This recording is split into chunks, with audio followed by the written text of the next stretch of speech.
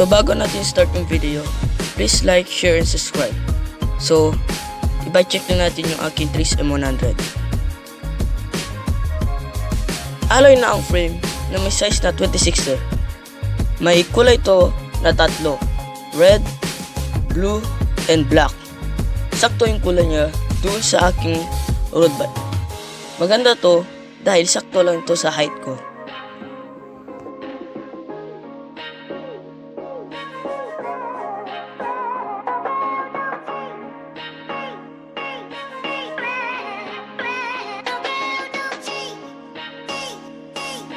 Naka-silicone grips nito na sobrang soft sa kamay. Yung parang wala lang pag long rides. Kailangan na rin tong palitan kasi madumi na.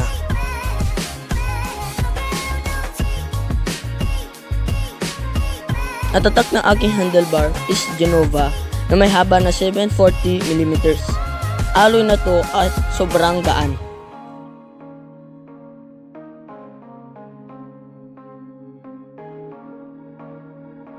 Ang kanyang brakes ay hydraulic na Ragusa Pioneer. Maganda pero naubusan ng oil.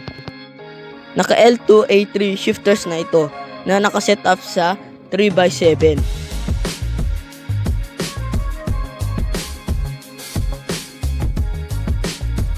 Naka short stem na to at robative at 35mm ang haba niya.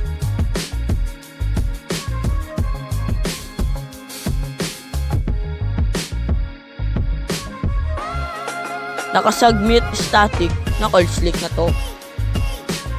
Di ko alam yung haba kasi hindi ko pa nami-measure.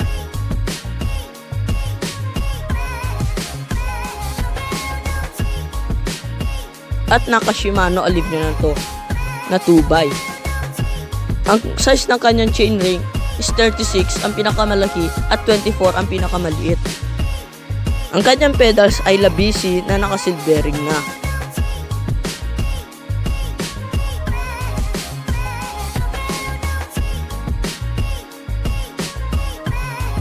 Ang kanyang FD ay Shimano Tourney. At ang kanyang RD is Shimano Tourney TX.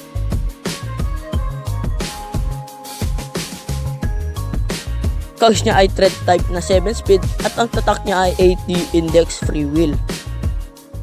At ang kanya namang gulong ay Kenda na may size na 26x1.95.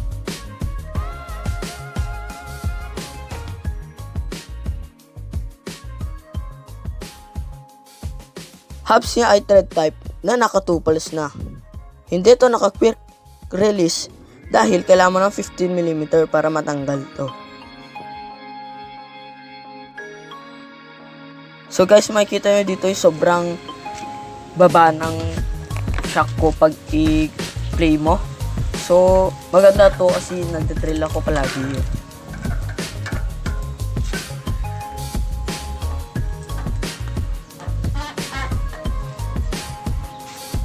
So, thank you guys for watching this video. Kung gusto mo pa ng mga bike check, sa next video, marami pa. Kung gusto mo ng mga trail, subscribe ko na sa channel ko. Peace out, Pop Cycle.